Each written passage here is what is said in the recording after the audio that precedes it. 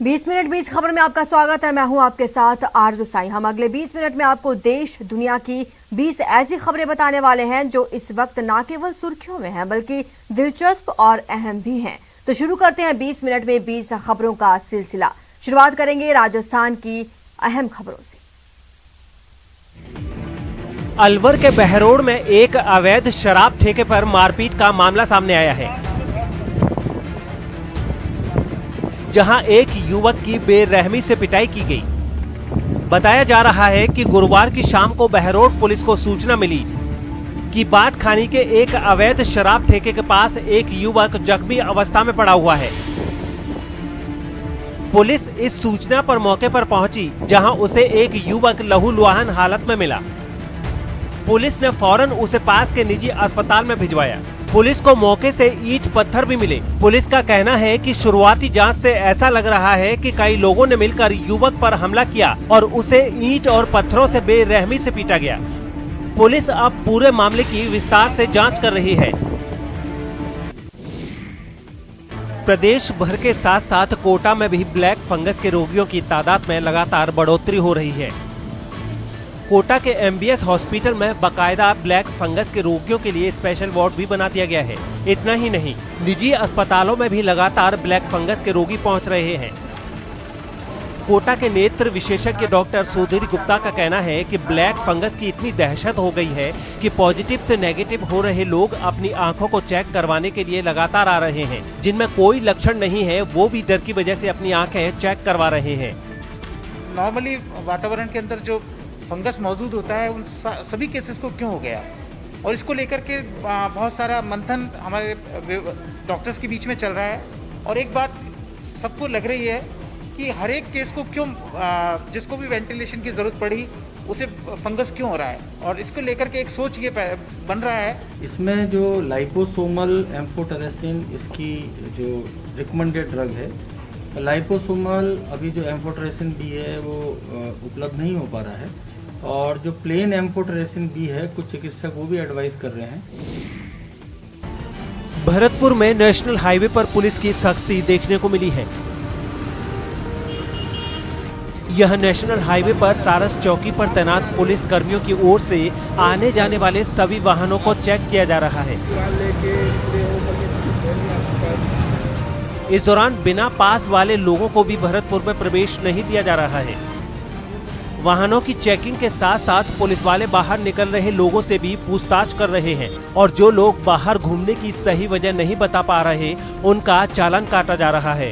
Police की सख्ती जो है वो लगातार देखने को मिल रही है। कोरोना के बढ़ते केसों को देख लगातार पुलिस जो है वो सख्त रवैया अपना रही है। सुबह से ही चेकिंग कर जो है गाड़ियों आ रहा है, और आप देख सकते हैं किस तरह जो पुलिस के है, ये भरतपुर का मुख्य चौराहा है, सारस चौराहा, जहां पर पुलिस है सुबह से ही लगातार चेकिंग कर रही है। चेकिंग के दौरान आने वाने जाने जो लोग हैं उनसे कड़ी पूछताछ की जा रही है, और बेवजह जो लोग हैं उनके चालान काटे जा रहे हैं। कोरोना वायरस के संक्रमण को रोकने के लिए प्रदेश में लॉकडाउन लगा हुआ है, लेकिन दौसा में सैकड़ों ऐसे लोग हैं जो न लापरवाही छोड़ने को तैयार हैं और न नियमों को मानने में उनकी कोई दिलचस्पी है। सख्त लॉकडाउन के 12वें दिन की जो तस्वीरें सामने आई हैं, उसे देखकर आप अंदाजा लगा सकते हैं कि कोरोना क्यों इतना विकराल रूप अख्तियार करता जा रहा है। ऐसा नहीं है कि पुलिस वाले सख्ती नहीं बरत रहे, वो लोगों को समझा भी रहे हैं और जरूरत के मुताबिक चालान भी काट रहे हैं, लेकिन लोग हैं कि सुधरने का नाम नहीं ले रहे। कोरोना वायरस के संक्रमण को रोकने के लिए राज्य सरकार द्वारा लगाई गई लॉकडाउन का आज 12वां दिन है, और दौसा में लॉकडाउन को सफल बनाने के लिए पुलिस लगातार मेहनत कर रही है। सर, दौसा के यातायात प्रभारी नेत्राम जी हमारे साथ हैं। सर, क्या कोशिश रहती है, जो लोगों के बहाने हैं वो किस तरह के बहाने आ रहे हैं? क्या वो लोग झूठ बोलते हैं, साहब हॉस्पिटल में जा रहे हैं, पुराने पर्चे लेकर आ जाते हैं, उनके खिलाफ हम कानून कार्रवाई कर रहे हैं। न्यूज़ 18 भी लोगों से अपील करता है कि लोग घरों में रहे ताकि सुरक्षित रहें, और सरकार भी बार बार गाइडलाइन जारी करके ये लोगों से अपील कर रही है कि लोग घरों में रहे, क्योंकि कोरोना वायरस काफी खतरनाक है। आशीष शर्मा, न्यूज़ 18, दौसा। जालौर में कोरोना के आंकड़े जैसे ही घटने शुरू हुए, यहाँ फिर लोगों की लापरवाही बढ़ने लगी है। यहाँ के लोग इस कदर बेफिक्र होने लगे हैं कि अब इन्हें मास्क लगाना भी याद नहीं रहता। मार्केट में ना तो ये भीड़ लगाने से बाज आ रहे हैं और ना ही भीड़ में शामिल होने से। ऐसे बेफिक्र लोगों की वजह से यहाँ के व्यापारियों को भी भारी परेशानी का सामना करना पड़ता है, क्योंकि व्यापारियों की ओर से बार बार लोगों को डिस्टेंस व मास्क लगाने का निवेदन करने के बावजूद भी लोग मानने को तैयार नहीं हैं। ऐसे में आने वाले दिनों में जालौर जिले के लिए ये लापरवाही घातक साबित हो सकती है। कोरोना काल चल रहा है, ऐसे में लॉकडाउन को लेकर जो बाजार में है वो धीरे धीरे लोगों का रुझान बढ़ता दिखाई दे रहा है, क्योंकि कोरोना लॉकडाउन को लेकर प्रशासन पूरी तरीके से कमान संभाल रखा है। ऐसे में शहरों जो मार्केट है उसमें भी साफ तौर से जो भीड़ है अब इक्का दुक्का सामने नजर आ रही है। बिना फालतू काम से जो लोग हैं वो भी साफ तौर से अब देखने को मिल रहे हैं। ऐसे में कहीं ना कहीं प्रशासन मुस्तैद है, तो वहीं किरानों की दुकानों को लेकर सुबह के समय में जरूर राहत दी गई है। ऐसे में किस तरीके के ज़्यादा लोग आते हैं सुबह सुबह, और भीड़ को लेकर आप किस तरीके से मॉनिटरिंग करते हैं? भीड़ में लोगों को कह के हम लोग थक गए हैं कि भाई थोड़ा थोड़ा सोशल डिस्टेंस रखो, पर लोग हमारी कुछ सुनते ही नहीं है। देखिए, कहीं ना कहीं व्यापारियों की भी अपनी पीड़ा है, क्योंकि प्रशासन के जो पुलिस के कर्मी है वो भी शहर से बाहर रहते हैं। ऐसे में जो शहर के अंदर सवेरे के समय में जो मार्केट खुलता है, ऐसे में प्रशासन को भी जो विशेष हिदायत देकर के शहर के अंदर जो दुकानें खुलती है उनके पास मॉनिटरिंग करने की आवश्यकता है। क्या बिश्नोई, न्यूज़ 18 राजस्थान, जालौर। सीकर के कांवट गांव के लोगों ने 5 दिन का संपूर्ण सेल्फ लॉकडाउन लगा रखा है। दरअसल कांवट और आसपास के गांवों में पिछले कुछ दिनों में कोरोना की वजह से 20 लोगों की मौत हो गई है। इस कदर लोगों की मौत की वजह से गांव वाले दहशत में आ गए हैं। कोरोना वायरस से किसी और की जान ना जाए या फिर इसके संक्रमण का दायरा और व्यापक ना हो जाए, इससे बचने के लिए गांव की सरपंच मीना सैनी ने व्यापारियों, प्रशासनिक अधिकारियों और आम लोगों से बात कर 5 दिनों का संपूर्ण लॉकडाउन लगाने का फैसला लिया। उनके इस फैसले का असर भी दिख रहा है और सभी लोग सेल्फ लॉकडाउन का पालन भी कर रहे हैं। तब से पिछले साल भी और अब की बार भी, तो जैसे ही ये लॉकडाउन की स्थिति पैदा होने लगी, मैंने अपनी पंचायत में कोरम की सहमति से 2-3 बार तो नगर पालिका की फायर ब्रिगेड की गाड़ी मंगवा के बुला के, और मैंने 2-3 बार सैनिटाइज़र करवा दिया। और सैनिटाइज़र मेरी पंचायत में लगातार जारी है, और जहाँ पर भी पॉजिटिव आते हैं उन लोगों के यहाँ पर मैंने छोटी मशीन के थ्रू, और लोग अपने अपने घर पर केमिकल लेके जाते हैं और अपने आसपास चारों तरफ सैनिटाइज़र करते हैं। मरूधरा में कोरोना संक्रमण के दूसरे दौर में 10 मई से लगे लॉकडाउन की वजह से सड़क किनारे सस्ता खाना खिलाने वाले ढाबे बंदी के कगार पर पहुंच गए हैं। दिहाड़ी मजदूरों और रिक्शा चालकों का रास्ते में पेट भरने वाले इन ढाबा संचालकों के सामने अब भूखों मरने की नौबत आ गई है, क्योंकि लॉकडाउन की वजह से यहाँ अब कोई कस्टमर नहीं आता। ऐसे में इनकी रोजी रोटी का जरिया छिन गया है। ये है भीलवाड़ा की रोडवेज बस स्टैंड के सामने वाली सड़क का नज़ारा, जहाँ यहाँ आप ये देख रहे हैं जो सारे ढाबे बंद है। यहाँ जो दिहाड़ी मजदूर है, रिक्शा चालक है, वो अपनी दिहाड़ी कर सुबह शाम बहुत सस्ते में अपना पेट भर लेते थे, उनके भोजन की व्यवस्था होती थी। पर अधिकांश ये ढाबे बंद है, कुछ एक आधा ढाबा खुला। इनसे बात करते हैं कि आजकल मजदूर और रिक्शा चालक आते हैं आपके पास? खाते हैं। कितने में रोटी मिल जाती है उनको? उनको 40 रुपए में पेट भर खाना खिला देते हैं सुबह और शाम को 40। मतलब 40 रुपए में 80 रुपए में पेट भर कर खाना वो खाते हैं। पर ज्यादातर ढाबे यहाँ लगभग बंद है। बंद क्यों हो गए? क्या आ नहीं रहे क्या मजदूर? मजदूर तो अब है ही नहीं यहाँ पे। वो तो कोई है जो यहाँ पे रह रहे, बाकी इतना नहीं है। हॉस्पिटल के आते हैं ना जो, उसके लिए। बड़ी बात यह है कि जो लोगों का पेट भरते थे, आज उनके सामने भी अपना पेट और अपने परिवार का पेट भरने की बड़ी दिक्कत आ गई है। कैमरा पर्सन लक्की वैष्णव के साथ प्रमोद तिवारी, न्यूज़ 18 भीलवाड़ा। ताउते तूफान ने जो कहर बरपाया है, उसी का नतीजा है कि पेड़ों पर लगे लाखों आम धरती पर धूल फांक रहे हैं। बागड़ के जिन देसी आमों की पूरे देश में डिमांड होती थी, वो तूफान की वजह से पकने से पहले ही धरती पर आ गिरे हैं। और इसकी वजह से कोरोना संकट से जूझ रहे किसानों के सामने अब मुश्किलों का ऐसा पहाड़ खड़ा हो गया है, जिससे निकलने की उम्मीद दूर दूर तक नजर नहीं आती। आपको बता दें कि आदिवासी बहुल डूंगरपुर में देसी आम के हजारों पेड़ हैं।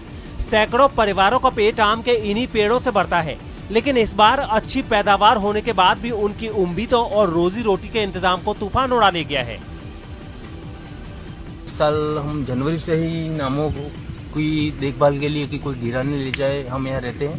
पर अब ये तो जो आया तूफान, और सब बहुत नुकसान हो गया हमारे। लगभग बस 4 से 5 लाख रुपए का नुकसान हो गया है। और आम पूरे गिर गए हैं तूफान की वजह से।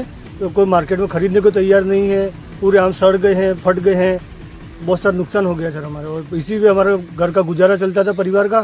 तो अब ये आम उतारने लायक भी नहीं रहे, कोई ऊपर रहे भी नहीं है।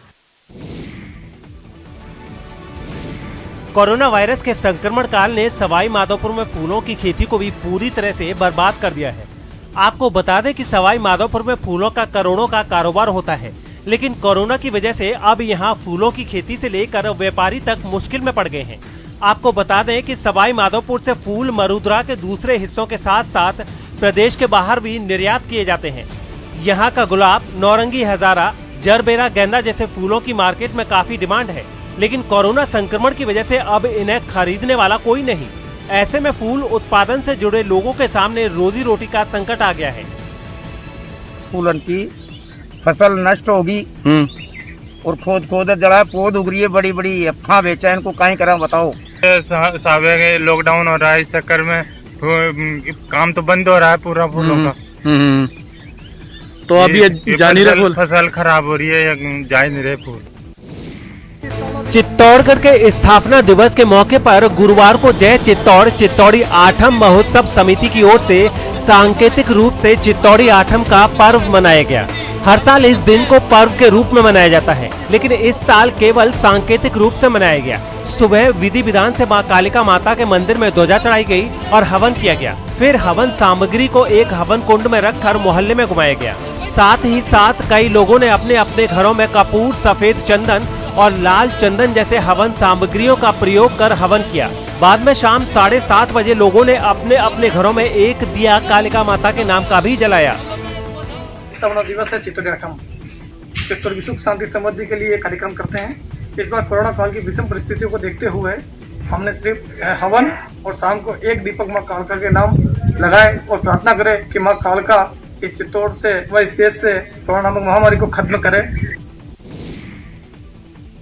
20 मिनट 20 खबर में अब देख लेते हैं कुछ दूसरे राज्यों की खबरें।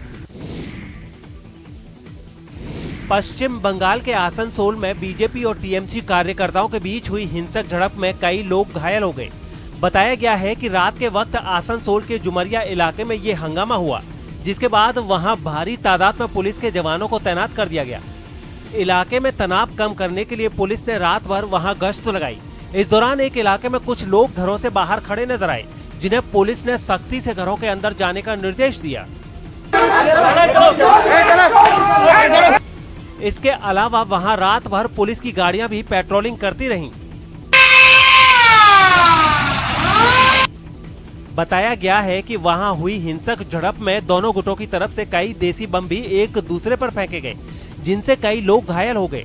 कुछ घायलों को पुलिस ने अस्पताल में भर्ती करवाया, जबकि कुछ खुद ही इलाज के लिए पास के अस्पताल पहुंच गए।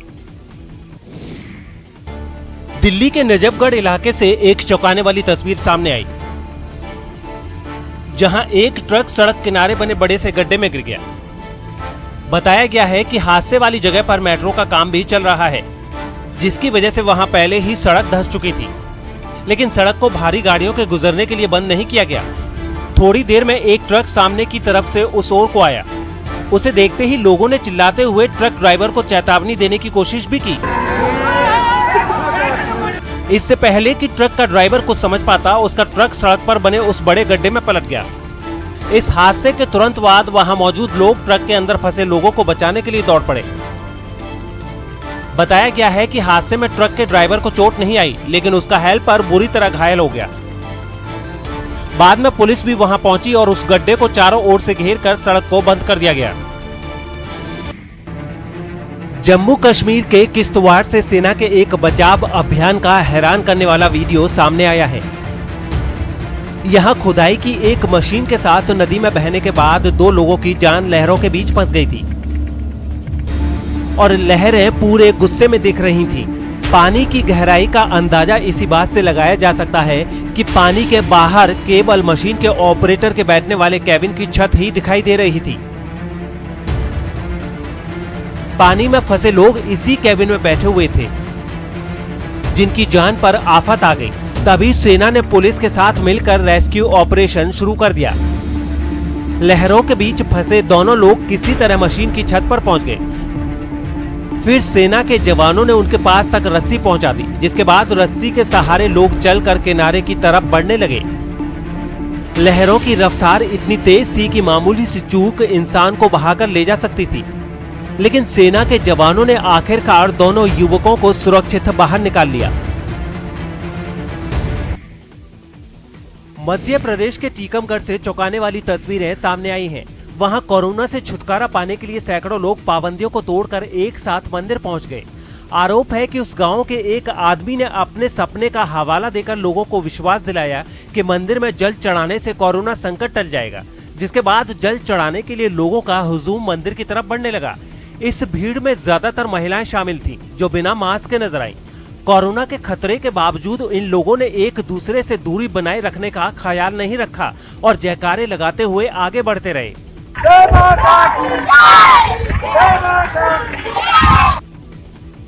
इस दौरान कई लोगों ने मंदिर तक का सफर जमीन पर लेट लेट कर आगे बढ़ते हुए पूरा किया। कुछ पुलिस वाले भी वहां दिखाई दिए, लेकिन उन्होंने कोरोना नियमों को तोड़ने पर उन लोगों को टोकना जरूरी नहीं समझा। हालांकि बाद में पुलिस ने इस मामले पर सफाई भी दी। हमारी पुलिस टीम तुरंत मौके पर पहुंची, उनको रोकने की कोशिश की, फिर भी वे नहीं रुकी। खबर है कि पुलिस ने उस आदमी के खिलाफ केस दर्ज कर लिया, जिसके कहने पर एक साथ इतने लोग मंदिर गए थे। मध्य प्रदेश के सागर से हैरान कर देने वाली कुछ तस्वीरें सामने आई हैं। वहां मास्क के लिए टोकने पर मां बेटी कुछ पुलिस वालों से उलझ गईं। आरोप है कि ये दोनों बिना मास्क पहने सड़क पर घूम रही थीं, जिन्हें जब वहां तैनात पुलिस वालों ने रोका तो उन्होंने बीच सड़क पर ही जमकर बवाल किया। आरोपी महिला ने पुलिसकर्मी से हाथापाई भी की, जिससे उसे भी गुस्सा आ गया और उसने कई थप्पड़ उस महिला को जड़ दिए। मां को पिटता देख बेटी बीच में कूद पड़ी, लेकिन उस पुलिसकर्मी ने उसे भी नहीं छोड़ा। बहस के दौरान पुलिसकर्मी ने उस महिला के बाल पकड़कर उसे सड़क पर गिरा दिया। मास्क नहीं पहनने और मारपीट के इस मामले में पुलिस ने दोनों मां बेटी के खिलाफ कार्रवाई भी की है, पर मुकदमा कायम किया गया है और उसे विवेचना में लिया गया। जबकि वहां मौजूद दूसरे पुलिस वाले इन मां बेटी को बीच बीच में एक दूसरे से अलग करते हुए भी दिखाई दिए।